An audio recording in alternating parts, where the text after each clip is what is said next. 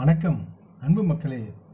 இந்த பதிவில் நாம் பார்க்க இருப்பது 2025ஆம் ஆண்டில் சூரியன், சனி மற்றும் பிற கிரகங்களின் ஏறுவரிசையில் தனுசு ராசியின் ஜாதகர்களுக்கு என்ன பலன் கிடைக்கும் என்பதை பற்றி இப்பதிவில் நாம் பார்ப்போம். பொதுவாக இப்பதிவை பார்க்கும் கேட்கும் அன்பர்கள் யாவரும் லைக் செய்து சப்ஸ்கிரைப் செய்து பகிர்வது நல்லது. 2025க்கான ஜாதகம் ஒவ்வொரு ராசிக்கும் ஒரு கலவையான வாய்ப்புகளையும் பலன்களையும் மற்றும் சவால்களையும் வழங்குகிறது. இது தனுசு ராசி மக்களின் வாழ்க்கையின் பல்வேறு அம்சங்களில் குறிப்பிடத்தக்க மகிழ்ச்சியையும் நல்லதொரு முன்னேற்றத்தையும் அவர்கள் அனுபவிக்கலாம் என்று கணிக்கப்படுகிறது. மற்ற ஜாதக அறிவுறுவின் வழியில் சில ஏற்ற இறக்கங்களை சந்திக்கக்கூடிய வாய்ப்பும் இருக்கிறது. சூரியன், சனி மற்றும் பிற கிரகங்களின் இயக்கங்கள் இந்த ஆண்டு முழுவதும் தனுசு ராசி மக்களுக்கான பல நல்ல விளைவுகளை வடிவமைப்பதில் முக்கிய பங்கு வகிக்கும்.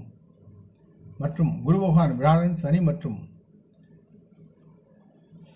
கீழ்முக கிரகமாக விளங்கும் ராகு, கேது போன்ற கிரகங்களின் நிலை மற்றும் இயக்கம் தனுசு ராசி மக்களின் பல நிகழ்வுகளை பாதிக்கும் அல்லது சாதகமாக இருக்கும் நன்மையான கூறுகள், செழிப்பு மற்றும் ஸ்திரத்தன்மை கொண்டு வரும் என்று நம்பப்படுகிறது.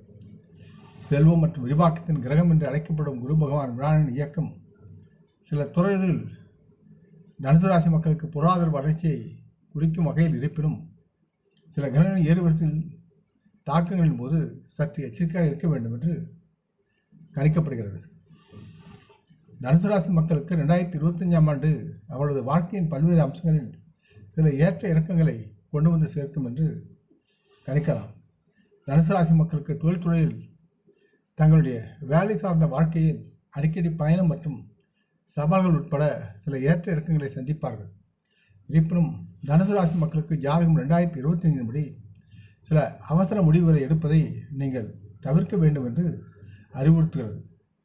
குரு பகவான், வியாழனின் பயிற்சி சாதகமான வாய்ப்புகள் மற்றும் எதிர்பாராத நிகழ்வுகள் இரண்டையும் கொண்டு வரக்கூடும் என்பதால் தங்களது பொருளாதார நிதி சார்ந்த நிதித்துறையில் இந்த மக்கள் தங்களது நிதியை எச்சரிக்கையுடன் அணுக வேண்டும். செலவு செய்வதில் கட்டுப்பாடு வேண்டும். சேமிப்பிலும் மூலதனத்திலும் சற்று சிந்தனையுடன் செயல்பட வேண்டும். தனுசு ராசி மக்களுக்கு தங்களது உறவில் 3ஆம் தரப்பினரின் ஈடுபாட்டின் மூலம் தங்கள் மனைவி அல்லது துணையுடன் சில சவால்களை எதிர்கொள்ள வேண்டிய சூழல் இருக்கிறது. ஆகவே ஒருவரை பற்றி ஆர்வமுள்ள தனிமையில் இருப்பவர்கள் பொறுமையை கடைபிடிக்க வேண்டும் என்று கேட்டுக்கொள்கிறேன். தனுசு ராசி மக்களுக்கு தங்கள் உணர்வுகளை வெளிப்படுத்த மிகவும் பொருத்தமான நேரத்திற்காக காத்திருக்க வேண்டும் என்று அறிவுறுத்தப்படுகிறார்கள்.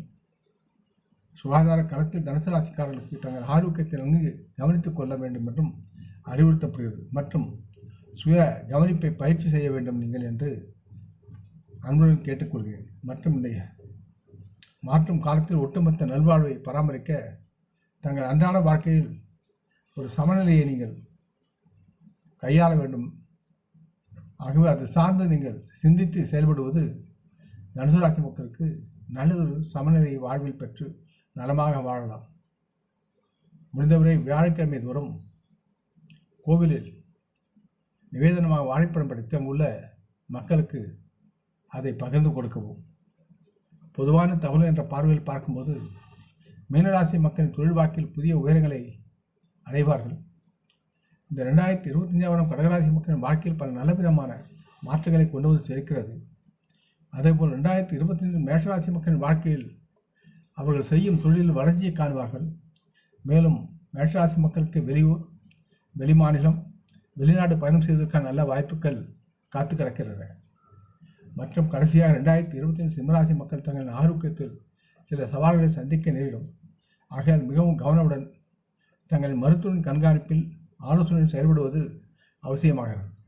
ஆக இந்த பதிவை கேட்டு லைக் செய்து சப்ஸ்கிரைப் செய்து பகிரும் அன்பர்கள் யாவரும் வளமுடன் நலமாக தேக திரகாத்துராயல் ஆரோக்கியத்துடன் சகலவிதமான தனதானிய அபராணி ஐஸ்வர்யை பெற்று சர்வகாரிய ஜெயத்துடன் வாழ்வாங்க வாழ வேண்டும் என்று இறைவன் பாதம் பணிகின்றேன்.